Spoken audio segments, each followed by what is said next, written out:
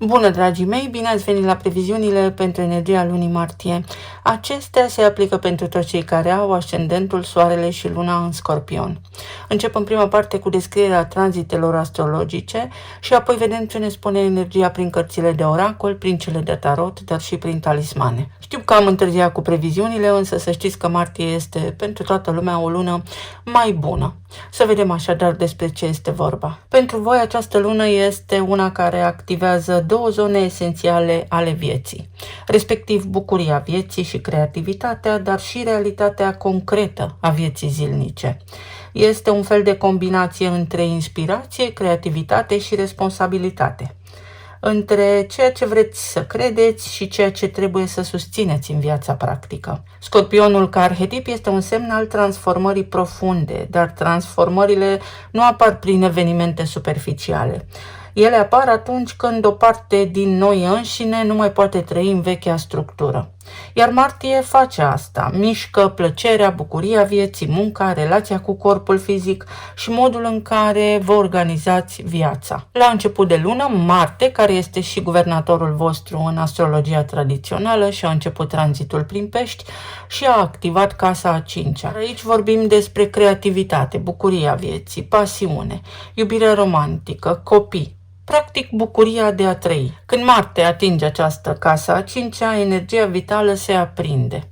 Dorința de a crea, de a face lucruri, de a trăi intens sau de a simți pur și simplu devine mai puternică. Însă pentru că vorbim despre arhetipul peștilor, această energie poate fi emoțională, intuitivă, nu impulsivă. Tranzitul lui Marte prin Pești pentru voi poate veni cu inspirație artistică sau creativă, cu atracție romantică intensă, cu dorința de a face lucruri care vă hrănesc sufletul. Poate fi o lună, să știți, cu foarte mult entuziasm, o lună cu blândețe, o lună cu gentilețe, în care să iubiți frumosul, în care să vă înțelegeți extraordinar de bine cu ai voștri copii, în care să fiți extrem de intuitivi. Tot la început de lună s-a produs eclipsa de lună din Fecioară, pentru voi a activa casa a 11-a, respectiv prieteniile, grupurile mari de oameni, comunitatea, anturajul, visurile pe termen lung, proiectele colective, planurile de viitor. O eclipsă în această casă poate produce schimbări la nivel de cerc social, iar ca energie generală această eclipsă posibil să fie adus, depinde de caz, depinde de harta fiecăruia dintre voi, finalul unei prietenii, distanțierea de anumite grupuri, realizarea că anumite planuri sau visuri nu mai sunt autentice, nu mai sunt de viitor.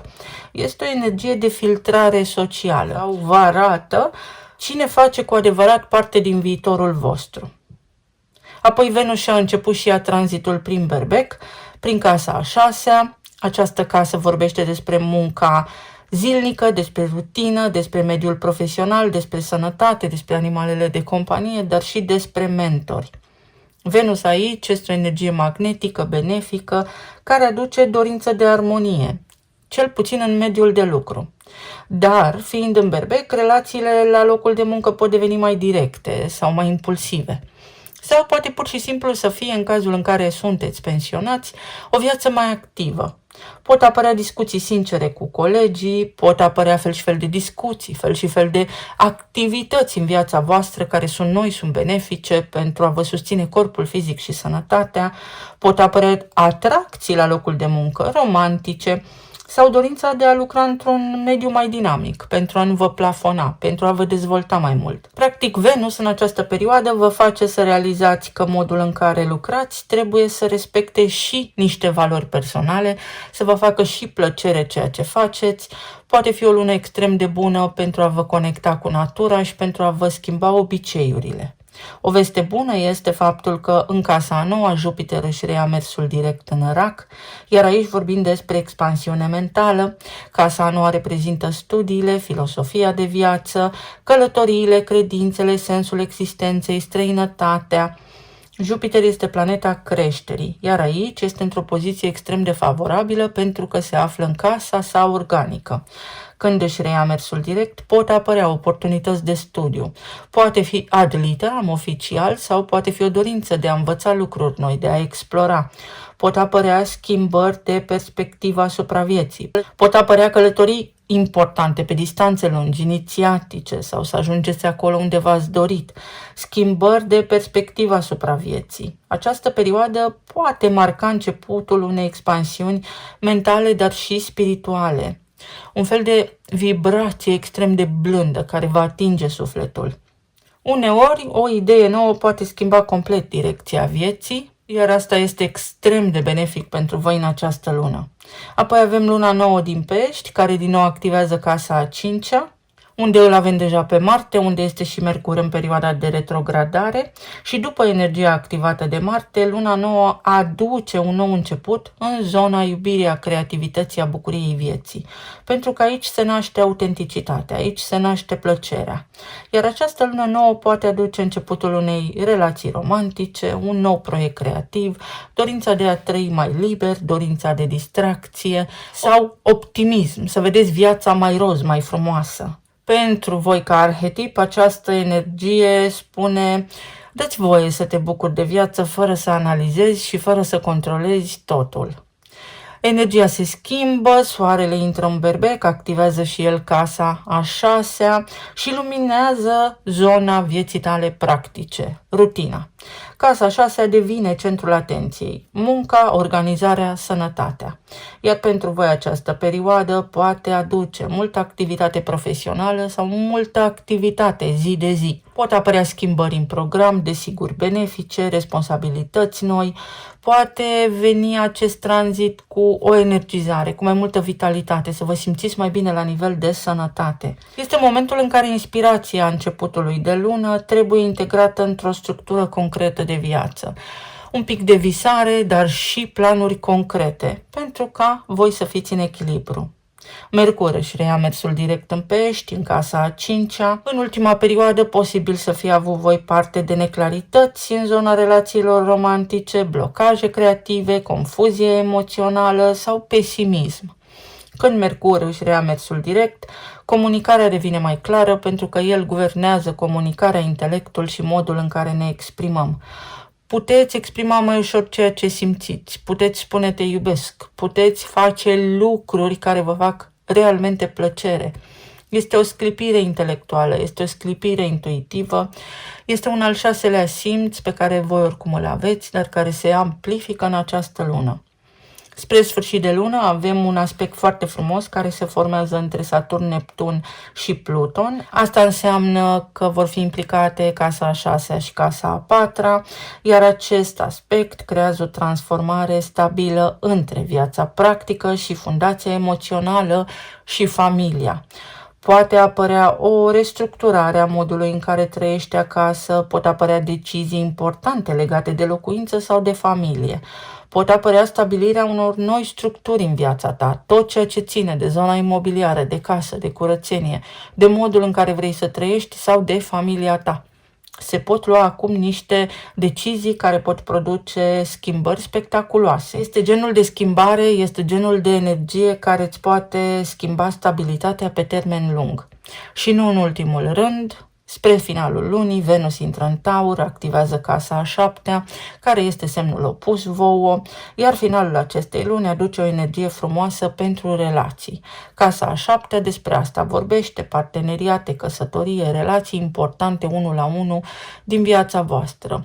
Vorbim despre prieteni foarte buni, parteneri de afaceri, parteneri de viață, clienți și Venus este puternică în acest sens pentru că este în semnul de domiciliu, vine cu o energie magnetică, aduce stabilitate emoțională, dorința de relații serioase, apropiere profundă cu partenerul. Este un fel de zonă de confort, cald spre călduț, lucrurile își pot reveni, puteți avea succes în semnarea unor noi contracte, noi colaborări, noi parteneriate de tot felul. Practic, acest tranzit este unul dintre cele mai bune pe care le aveți în această lună. Ca și concluzie, martie este o lună în care să învățați să îmbinați cumva două forțe aparent opuse, pasiunea și disciplina. Să vedem acum ce ne spune și oracolul. Este o energie mai blândă, este un început de an astrologic mai blând cu toată lumea.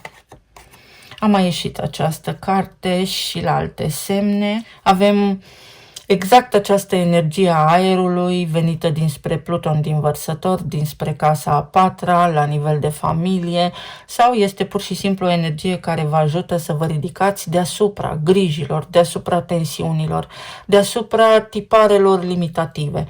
Este o ascensiune, este abilitatea de a face o strategie, de a lua decizii, de a vă face planuri pe termen lung. Este și o lună în care puteți învăța niște lucruri noi, este o lună în care se transformă niște lucruri care pot veni din rutina zilnică, obiceiuri sau care pot veni din zona de relații, unde o avem pe Venus și este o energie extrem de benefică.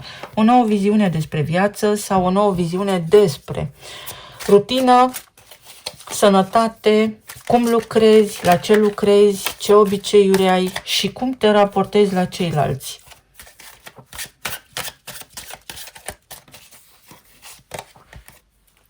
Elementul spiritului, aici vorbim despre eter, despre intuiție, despre energie pură, vibrație înaltă, despre faptul că îți poți aminti niște lucruri care anterior te legau, niște constrângeri vechi pe care acum le poți dizolva. Este o lună de libertate, este o lună în care puteți fi jucăuși, în care puteți să dați jos armura. Oh, ce frumos! Și iepurași, începuturi noi, dorința de a face lucruri noi. Poate fi un început timid, poate fi o schimbare neașteptată, dar care este extrem de benefică pe termen lung. Avem aici și fertilitate, asta înseamnă în felul următor. Ori se mărește familia voastră, ori vorbim despre o sarcină, ori vorbim despre nepoți în cazul în care aveți deja copii, sau vorbim despre lucruri noi, despre o nouă abordare a vieții. Să vedem ce ne spune și tarotul. Un început de primăvară extrem de bun. Zona de relații, zona de plan financiar și emoțional. Am văzut deja în altul preot, asta înseamnă Venus în Taur, stabilitate pe zona de relații, pe zona de contracte, inclusiv pe zona financiară. Cel puțin echilibru. Pe zona de relații. Uite, avem aici casa a 5-a din astrologie, iar asta ne indică pe zona de relații o mai bună relație cu ai voștri copii. De asemenea, în momentul în care veți avea tranzitele și luna nouă din Pești pe casa a 5-a, poate fi un moment extrem de oportun să dați jos acea armură, acea protecție, să vă permiteți să simțiți, să vă bucurați, să fiți vulnerabili, pentru că asta va aduce extrem de multă energie benefică în relațiile voastre. Aici s-ar putea să aveți de-a face cu cineva cu care v-ați confruntat cu mici tensiuni. Aici s-ar putea să fie vorba despre o relație pentru unii dintre voi tensionată, cu multă gelozie, cu multă posesivitate, iar toate aceste lucruri acum cad, acum pot fi transformate, dizolvate, în cazul în care se aplică în viața voastră. Pentru alții dintre voi poate fi vorba despre a lăsa garda jos, pentru că puteți cunoaște pe cineva, dar fără control, fără așteptări, dar fără a controla, fără a aștepta nimic la schimb, ci pur și simplu să vă bucurați de viață. Poate fi vorba și despre o împăcare cu cineva cu care anterior vă certați. Nu se întâmplă peste noapte, nu se întâmplă de la sine, se întâmplă pentru că ori voi, ori partenerul vostru de viață deveniți mai înțelepți sau puteți deveni mai înțelepți, mai ales pe sfârșit de lună, când lucrurile sunt susținute mai mult de energia planetei Venus în Taur. Un început pe zona de relații, o remediere, o reconciliere, relații de tot felul cu ceilalți sau cu partenerul de viață. Poate fi o creștere spirituală, o avansare, inclusiv o cerere în căsătorie a voastră sau a copiilor voștri. 8 de spade. După o perioadă lungă de temeri, după o perioadă lungă de frustrări, după o perioadă lungă în care posibil să fie existat provocări pe zona financiară din partea partenerului vostru, acum toate acestea se pot finaliza, lucrurile se pot stabiliza. Avem cavalerul de monede. Zona de relații devine stabilă în această perioadă, cu potențialul de a cunoaște pe cineva, cu potențial de iertare, cu potențial de a vă împăca cu cineva. Este o lună în care unii dintre voi, dacă sunteți căsătoriți și relația este armonioasă, vă puteți face planuri de viitor. Puneți la cale ceva, ceea ce planificați acum, ceea ce discutați acum, are un efect extrem de bun în viitorul vostru. Se poate realiza ceva, se pot concretiza niște planuri. Și roata destinului, o roată care se întoarce. Ceea ce trebuie să se întâmple, se întâmplă. Poate fi un moment extrem de benefic pentru zona de relații, poate fi vorba despre o discuție la masa rotundă unde toată lumea este egală, toată lumea contribuie, poate fi o împăcare, poate fi o lună extrem de armonioasă în casa voastră, o lună în care toată lumea se sprijină reciproc. De asemenea, mai este foarte important aici să nu controlați lucrurile, să vă relaxați, să fiți extrem de relaxați. Cu cât mai relaxați veți fi pe parcursul acestei luni, cu atât mai mult veți simți iubire și din partea celorlalți și din partea partenerului de viață. Pentru unii dintre voi poate fi un moment extrem de prielnic în care să luați o hotărâre să mergeți mai departe. Orice ar însemna asta pentru voi. Și arhetipul vostru, pasărea Phoenix, transformare, regenerare, reînnoire. Poate fi împăcare, poate fi vorba despre faptul că este o altă stare, este o altă senzație, vă simțiți mai bine. Același partener, dar altă relație, la un alt nivel. Poate fi cineva nou în viața voastră sau poate fi o împăcare cu cineva din trecutul vostru. Deși împăcarea aceasta pare să fie pentru unii dintre voi mai degrabă cu sinele. La nivel de plan financiar, uite, spre sfârșit de lună lucrurile se clarifică când Venus intră în Taur. Aici, posibil să fi fost multe lucruri cu care v-ați confruntat, cel puțin în ultima perioadă, mai ales pentru că Mercur a fost în retrogradare și nu v-a fost clar aproape nimic. Dacă ați avut provocări la locul de muncă sau dacă ați avut provocări în general, la nivel de plan financiar, spre sfârșit de lună veți vedea că lucrurile încep să se stabilizeze mai mult, că începeți încet să scăpați de mici poveri, de mici provocări pe care le-ați avut anterior. Mai este vorba aici despre recuperarea unor bunuri, despre clarificarea unei situații unde ați fost neîndreptățiți sau unde a existat fie ceva ce v-a înșelat așteptările, fie au existat dubii, fie au existat oameni neserioși, fie au existat evenimente care v-au defavorizat. Toate acestea, în sfârșit, se pot clarifica.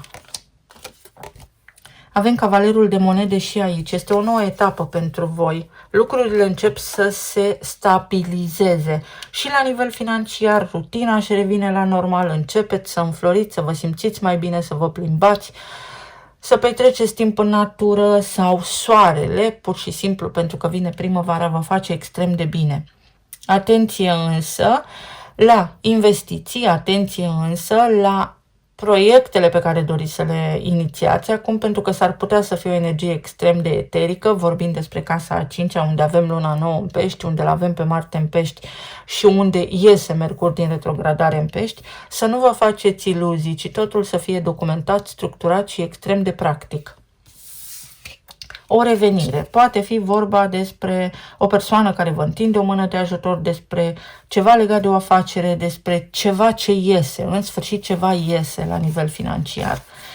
Cât despre starea voastră emoțională sau zona de sănătate, uite, vorbim despre recuperare. O recuperare, dar totul vine pas cu pas, despre o lună în care energia voastră este mai stabilă, o lună în care sănătatea voastră este mai stabilă, dar o lună în care trebuie să vă schimbați programul sau rutina. Ori se schimbă ceva în programul vostru pentru ca vouă să vă fie mai bine, ori voi trebuie să purtați niște discuții, să faceți niște lucruri pentru a vă degreva de anumite responsabilități care nu vă aparțin. Pe de altă parte, aici vorbim despre o căsnicie, despre o discuție, despre împăcare cu cineva sau despre relația cu cineva anume. O relație unde și voi, dar și această persoană ați avut de suferit. Acum este un moment extrem de bun să vă reveniți. De asemenea, pentru aceia dintre voi care ați avut provocări pe zona de musculatură, provocări cu sistemul nervos, inclusiv cu ochii, cu văzul sau cu auzul, lucrurile încep să se vindece încet sau puteți să le țineți cel puțin sub control. Atenție la sistemul endocrin. Încercați să nu mergeți împotriva tiroidei. Încercați să nu vă mai consumați atât de mult emoțional. Incredibil. Și aici, cavalerul de monede.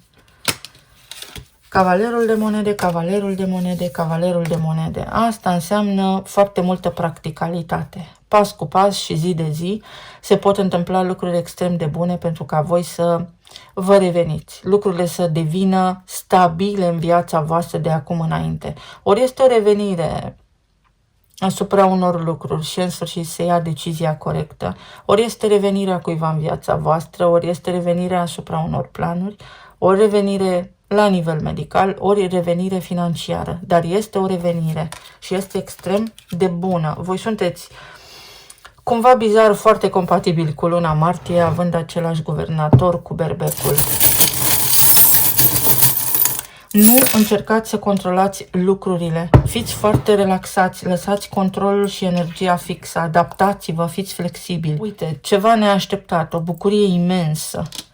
O bucurie imensă în contextul în care a existat foarte multă tristețe și durere. Vindecare. O vindecare organică. O revenire. O mare revenire. Pentru fiecare dintre voi va fi desigur diferit, pentru că acestea sunt previziuni generale, iar voi aveți harta natală cu planete în case și în semne cel mai probabil diferit față de aceste previziuni generale, însă energia rămâne la baza aceeași și influența tranzitelor aceeași. Ceva poate deveni stabil, vă recăpătați voi forțele, orice ar însemna asta pentru voi. Încet, încet, respirați, ușurați, încet, încet, vă eliberați de niște constrângeri. Unii dintre voi vă apucați de o construcție, construiți ceva, începeți ceva, un nou loc de muncă, negociați un salariu, se întâmplă ceva bun. Tu ești raza mea de soare, vedeți soarele, vedeți lumina de la capătul tunelului. Vă faceți niște planuri, planuri care pentru voi reprezintă seva vieții. Uitați către viitor pentru că aveți pentru ce să trăiți. Pentru alții dintre voi poate fi o excursie, o planificare. Stomacul, atenție la stomac, mai ales aceia care sunteți sub un anume tip de tratament. La microbiom. Totul începe din stomac. Aici avem și nervul vag și foarte mult stres acumulat, care sigur că trebuie eliminat. Încercați să stați departe de tehnologie. Pentru unii dintre voi aici este foarte multă tehnologie. Tehnologie care vă afectează sistemul nervos, dar și văzul. Înflorește ceva. Uite, la nivel de sănătate vă recuperați. Începeți să vă recuperați. Extrem de bună luna pentru voi, inclusiv pe zona de relații, unde apele se calmează, unde oamenii se calmează. Voi vă calmați, partenerii de viață, vă puteți împăca cu cineva, exact cum am spus, nu mai repet. Poate fi și o șansă nouă de a cunoaște pe cineva, o cerere în căsătorie. Intuiția. Pășiți în tăcere intuitiv și mergeți către locurile, oamenii sau proiectele către care sufletul vostru vă îndrumă. Se închid niște cicluri de tensiune, de frustrare, de durere, inclusiv fizică. Inițialele sunt T, J, E, B, D și K.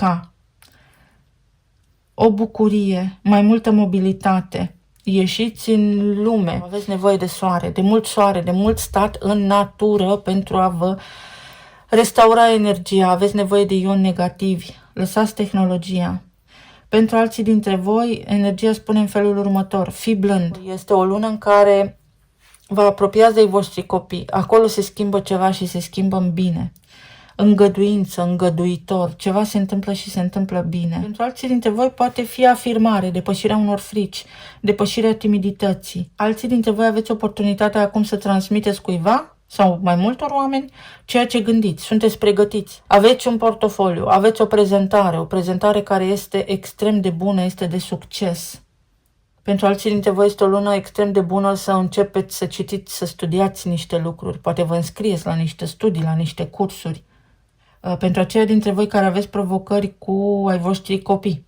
Dacă cumva au atașamente toxice, dependențe, vicii, tot felul de situații care au produs tensiune și disconfort, se poate liniști acea situație, se poate vindeca, se poate întâmpla ca situația să se transforme. Există șanse. Și mai avem aici niște datorii.